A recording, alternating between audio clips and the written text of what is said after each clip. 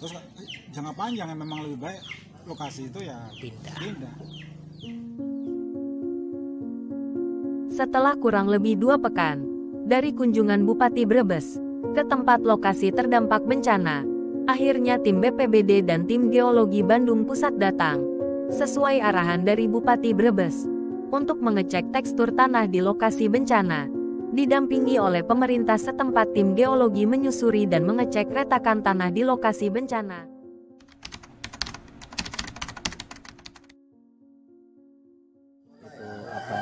Tembok sampai runtuh itu jam 12 ya, jam 12 malam. Tembok runtuh Ya.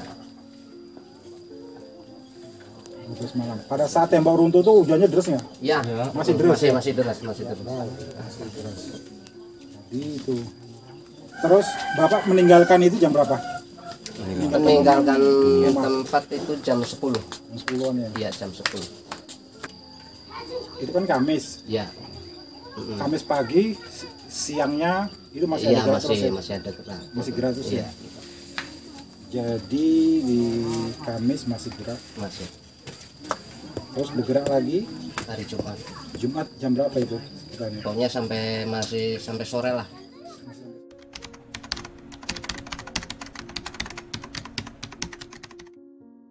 Prediksi dari tim geologi sendiri setelah melihat kondisi seperti ini, apakah memang tekstur tanah itu masih bisa dipertahankan? Pertama, dari informasi kawasan ini pernah terjadi gerakan Iya. tanah yang sama. Terus kemudian kalau kita lihat bahwa zona-zona yang bergerak itu rata-rata ada di batas lembah. Artinya memang zona ini akan, yang sudah bergerak itu ya akan bergerak kembali, cuma secara lambat. Berarti Secara lambat dia memang tidak bermasalah untuk manusianya bisa segera menyingkir.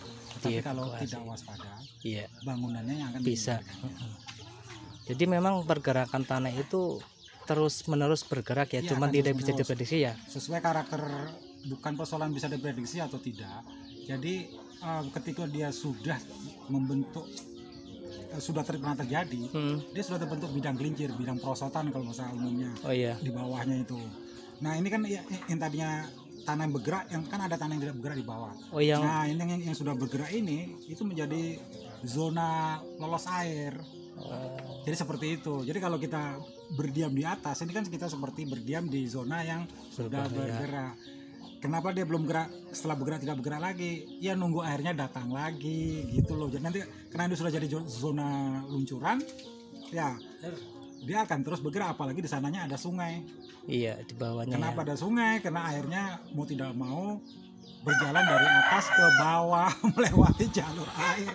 Tapi dari tekstur tanah sendiri ini, Sangat mendukung. terus untuk dari kriteria tanah tersebut yang di bawah ini kan kemarin setelah bergerak kan yang paling parah kan di bawah ini Pak ya, yang di rumah Pak Narso.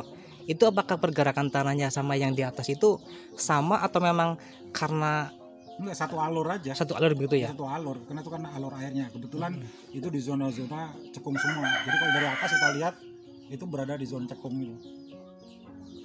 Tepi dan zona cekung, dan juga di batas-batas perubahan lereng. Betul. Nah itu, terus kita juga punya indikasi beberapa, karena dia sudah bergerak ya tentu dia akan bergerak lagi. Karena memang kita sedang berada di zona yang sudah bergerak. Seberapa parah ketika nanti terjadi seperti taruhlah pergerakan selanjutnya ya? Kalau rumahnya tidak beradaptasi dengan kondisi seperti itu, ya cuma pilihannya cuma dua, berpindah atau mengganti jenis rumah. Oh, Nggak bisa rumah tembok lagi. berarti Udah batal. dari kondisi bangunan pun berpengaruh pergerakan tanah ya Pak? Ya, Maksudnya bayangkan aja berat kalau atau umpamanya ringan? barang bergerak, ini barang bidang luncuran, Iya. kita tambah beban di atas.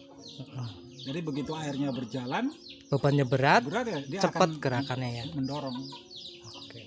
Memang kemarin saya juga sempat tanya ke warga yang seperti ini memang sudah pernah terjadi dulu ya. Iya. Mungkin cuman pergerakannya tidak seperti saat ini. Ya, tapi akhirnya kan rumah terpaksa Iya. harus retak. Nah, menurut tim dari geologi sendiri Pak, setelah melihat kondisi seperti ini, apakah memang dari presentase relokasi pindah sama mempertahankan mengganti bangunan yang lebih ringan itu lebih besar mana setelah melihat Kalau kondisi selama seperti ini? ini kan tadi dia yang sudah bergerak akan bergerak lagi di jalur yang sama itu minimal. Kita nggak tambah lain.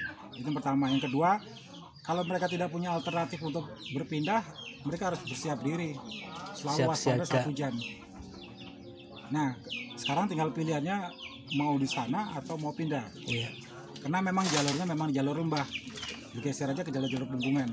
Nah, untuk kemungkinan tadi yang merubah dari komponen bangunan menjadi ringan itu persentase untuk tanah bergeraknya itu apakah lebih besar apa lebih sedikit? Maksudnya Tentunya kalau kita bicara probabilitas, kalau bebannya kurang ya tentu dia akan kurang, ya? kurang. Terus itu satu. Kemudian yang kedua, kita selalu suka membangun di zona seperti ini di dekat tebing. ya. Ini adalah fungsi air. Jadi begitu kita dekat tebing, kan ini tinggi. Karena kita sedang bermain kalau hukum fisika, namanya hukum Newton pertama tentang gravitasi. Si air adalah menggunakan hukum kinetiknya. Air itu bergerak di zona dekat tebing, dia akan menarik jatuh cepat. Jadi memang zona tebing itu tidak dipakai untuk ini, apalagi di zona-zona dengan batuan yang sifatnya tuh lihat lepas, banyak retakan sebenarnya sananya. Ya, untuk penyebab utama dari pergerakan tanah di sini itu apakah memang dari pergerakan air sendiri atau memang ada Namanya bukan penyebab tapi pengontrolnya. Iya, pengontrolnya. Itu adalah bumi pertama. Jadi tentunya kalau kita membangun itu beradaptasi dengan buminya. Karakter batu pas seperti ini, seperti apa dengan pelapisan seperti ini, seperti apa. Itu yang pertama.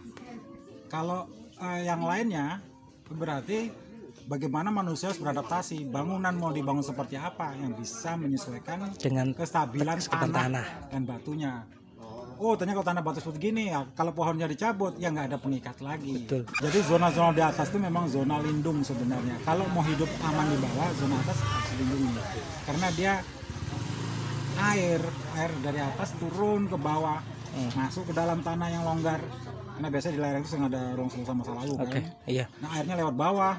Ya semakin tinggi ya semakin cepat. Maka itu kenapa si batunya harus ditahan dengan akar pohon yang kuat. Iya, tadi kan ada kemungkinan dua ya Pak dari setelah melihat ini. Pertama mungkin mengganti rumah dengan bahan yang ringan. Kedua memang relokasi ke tempat yang lebih aman. Ada penyelesaian jangka pendek. Oh iya. Ada penyelesaian jangka panjang. Karena ini tipenya lambat, berarti penyelesaian yang jangka pendek. Rumah yang retak-retak jadi lebih baik kalau sudah parah dirubuhkan. Oh iya. Karena akan berbahaya. Ya. Tapi itu pertama jangka pendek. Kemudian harus rajin begitu hujan, mulai rajin monitoring ada bergerak atau enggak. Iya. Kalau mau tinggal di situ kan. Iya. Kalau pengen aman karena musim hujannya masih panjang nih, masih sampai Maret ya. itu. Maret. Jadi harus siap siaga seperti itu setiap saat. Itu jangka pendek kalau nggak bisa mau segera. Tapi dia mau nggak mau harus bermain dicek ada mata air yang keluar nggak, mata air keruh biasanya di atas itu keluar. Terus jangka panjang yang memang lebih baik lokasi itu ya pindah. Terserah mau pindahnya sekitar sini atau di mana. Gerakan tanah itu adalah kontrolnya pertama kan kelerengan juga. Iya. Karena jalur air kan. Jalur air terus pegunungan. Iya, sunatullahnya ya seperti itu. Air kan berjalan dari atas ke bawah. Berarti ya kita harus beradaptasi. Jadi tadi untuk jangka pendeknya ya lebih waspada, untuk monitoring iya. Tetapi untuk lebih baiknya kalau sudah rumahnya jangka rusak, panjang relokasinya langsung. Oke. Terima kasih Bapak atas waktunya. Semoga sukses dan semoga aman di sini. Amin.